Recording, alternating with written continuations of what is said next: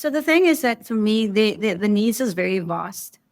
And I think I mentioned earlier on the fact that one institution cannot make the difference.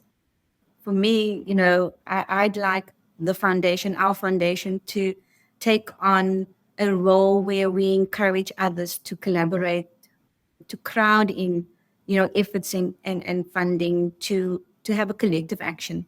And typically the three C's that are so critical in order to get scale and impact and to address some serious social perils that's facing our communities. And that's really what I'd like to do. And so getting my head around, where we're coming from, where we're going to. And when I say the we part is not just Sanlam Foundation, but also just the Sanlam Group. And then also just the greater landscape that we operate in this case, the Greater Tygerberg area that you specifically are interested in.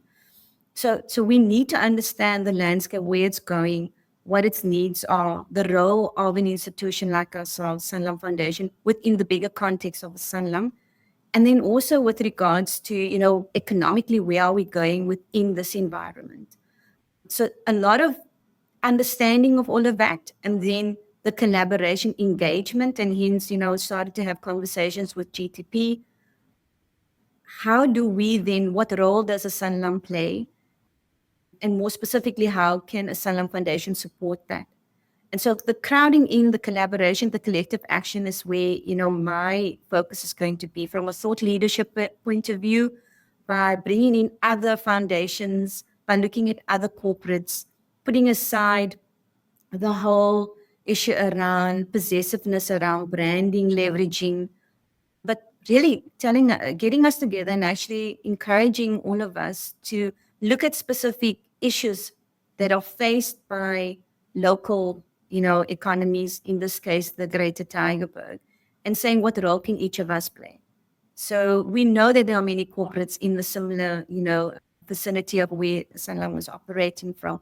How do we pull all of them together and actually get us to realize that we all have a role to play to encouraging local economic growth, to supporting the communities that are facing such perils like unemployment, poverty, etc., and getting us to all take a part of what we need to own in order to see a different outcome at the end of the day.